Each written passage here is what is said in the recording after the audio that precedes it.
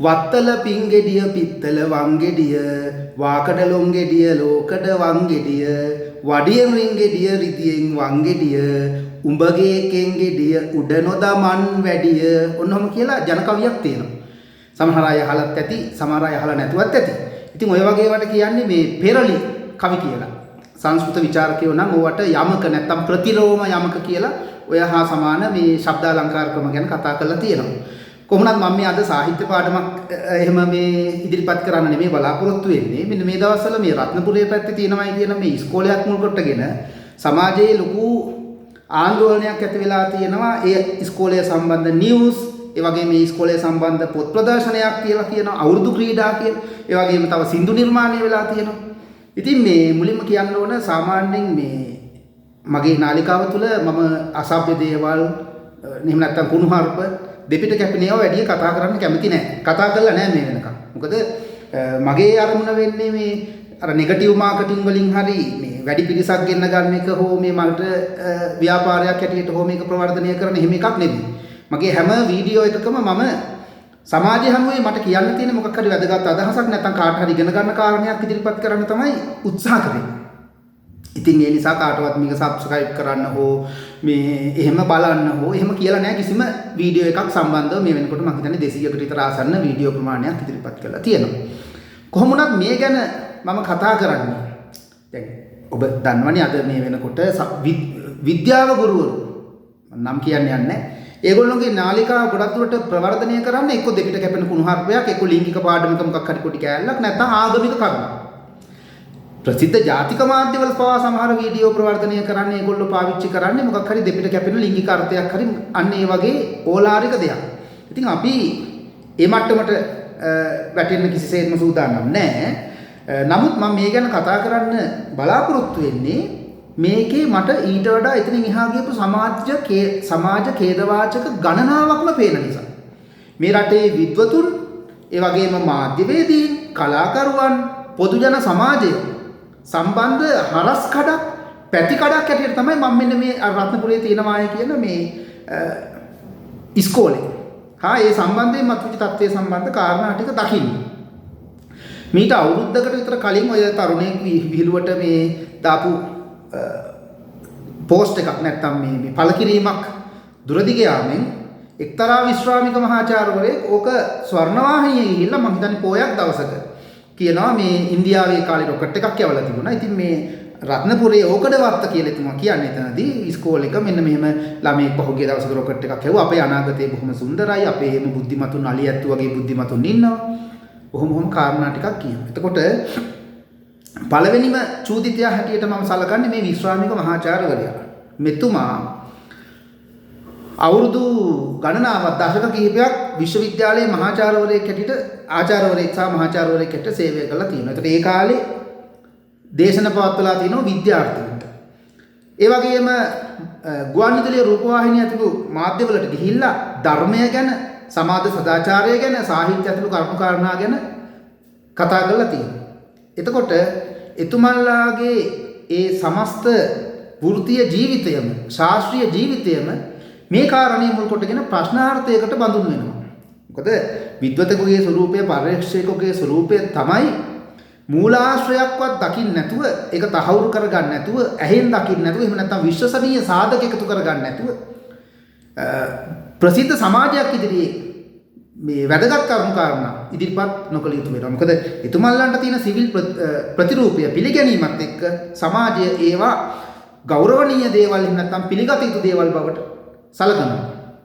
ඉතින් එතුමන්ලා ඒ විදියට සමාජයේ නොමග යෑම කිසිසේත්ම අනුමත කරන්න පුළුවන් කමක් නැහැ. මම හිතන්නේ ලංකා සමාජයේ ශාස්ත්‍රීය විද්වතුන්ගේ ඇතම් විද්වතුන්ගේ ඒ කාර්යභාරය පිළිබඳව ඔවුන් සමාජය සම්බන්ධ දක්වන ඒ ආකල්පය, සමාජ ප්‍රතික්‍රියාව සම්බන්ධව අපිට මේන් යම් අවබෝධයක් ලබා ගන්න පුළුවන්කම ලැබෙනවා.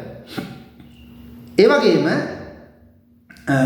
කලාකරුවන් සහ තාක්ෂණ වේදින් දැන් මේ සිදුවීම ගැන මේක AI වලින් නේ මම හිතන්නේ ඔය ඉස්කෝලේ පින්තූර එහෙම දාලා තියෙන්නේ. එතකොට තාක්ෂණයක් තියෙන, තාක්ෂණ ඥානයක් තියෙන පුද්ගලයන් ඔවුන්ගේ ඥානය පාවිච්චි කරේ මොකටද? ඒ වගේම කලාකරුවන් දැන් මේ ගැන සින්දු හදපු අය, මේ ගැන YouTube ඉදිරිපත් කිරීම කරපු අය, පොත් ප්‍රදර්ශන පොත්වල පිට කවර හදලා දාපු අය. එතකොට ඒගොල්ලොන්ගේ ඒ දැනුම සැබෑ හරිහමන් දෙයකට වැදගත් දෙයකට යෙදුවනම් ඒක ඊට වඩා හොඳ නැද්ද? ඒ වගේම මාධ්‍යවේදී දැන් මීට මාසයකට විතර කලින් හරියටම දවස කියනවා නම් 2025 මාර්තු මාසයේ 29 වෙනිදා ලංකාදීප පුවත්පතේ යනවා ප්‍රවෘත්තියක් ලාංකේය තරුණයෙකුගේ සොයා ගැනීමක් වතුරෙන් දුවන මෝටරයක් කියලා. එතකොට ඔය කියන ඉස්කෝලේ නමින් තමයි මේ සඳහන් කරන්නේ. ඒ ඉස්කෝලේ ළමයෙක් තමයි මේක හොයාගත්තේ කියලා. ඊට පස්සේ අර සියතනාලිකාවේ ඉන්නවනේ චතුරද සිල්වා මේ සමාවෙන්න මේ රංගනද සිල්වා මාධ්‍යවේදියා. ඉතින් එතුමා පත්තරේ විස්තර කියනකොට එතුමත් එක සැරේටම මේක කියාගෙන ඇවිල්ලා ඉස්කෝලේ නම දැකපු ගමන් තබ්බිර වෙලා පොඩ්ඩක් ගිල ගන්නවා. එතකොට එතනිනුත් අපිට පැහැදිලි වෙනවා දැන් මේක ප්‍රසිද්ධ පුවත්පතක පළ වුණානේ. පළ වෙන්න නම් කවුරු හරි කෙනෙක් මේ ප්‍රවෘත්තිය යොමු කරන්න ඕන. නම සඳහන් වෙනවා ප්‍රියන්ති තිරාණගම් කියලා. එතකොට එක්ක මේ යොමු කරපු කෙනා මෙයා මේ ප්‍රසිද්ධ මාධ්‍යවේදියෙක් වෙන්න පුළුවන්. සාමාන්‍ය සමාජයේ ජීවත් වෙන කෙනෙක් වුණත් මෙතනදී ආ කරන්නේ මාධ්‍යවේදියෙකුගේ කාර්යභාරයනේ. එතකොට ඒ අය මෙයා නොදැනුවත්ව මේ පුවත අන්තර්ජාලය ඇසුරෙන් කියලා තමයි සඳහන් කරලා තියෙන්නේ. කොහොමුණත් නොදැනුවත්ව මේ පුවත පත්තරයට වාර්තා කරා නම් එතනක් ප්‍රශ්නයක් තියෙනවා. දැනගෙන වාර්තා කරා නම් පත්තර පුවත්පත් ජනමාධ්‍ය මේවා තියෙන මිනිසුන්ට තොරතුරු ප්‍රවෘත්ති දැනගන්න වෙනත් නිර්මාණාත්මක වින්දනාත්මක දේවල් පළ කරන්න. ඉතින් ඒ ජනමාධ්‍යයේ කාර්යභාරය හරියට තේරුම් ගන්න නැතුව මේ වගේ විසුළු තත්ත්වයන්ට ඒක පාවිච්චි කිරීම සම්බන්ධව. ඒ වගේම ප්‍රවෘත්තියක් ලැබුණාම පත්තරේ ඉන්නවා, උපකර්තෘවරුන් ඉන්නවා, ඒ වගේම ඒ කොටස් සම්බන්ධ සංස්කාරකවරුන් ඉන්නවා, ප්‍රධාන සංස්කාරකවරයෙක් ඉන්නවා. ඒකට ලංකාදීප පත්තරේ එහෙම අය නැද්ද? කලබලයට පිටුවක් අවකාශයක් පුරවන්න මොකක් හරි කොටසක් ඇතුළත් කරා වෙන්න පුළුවන්. නමුත් ඒ ඇතුළත් කරන්න කලින් මොකද්ද මේ කොටස කියන එක පරීක්ෂා කරලා බලන එක ඒක මාධ්‍යවේදීගේ කාර්යභාරයනේ. එහෙම නොවන අය ලංකාදීප පත්තරය ඇතුළු මුද්‍රිත මාධ්‍යවලත් කටයුතු කරන බව තමයි ඒකෙන් පේන්නේ. ඊළඟට මේ රංගන සිල්වා මහත්තයා දන්නේ නැහැ මේක පිටපත හදන්නේ. නමුත් කවුරු නමුත් පිටපත හදන කෙනෙක් ඉන්නවා.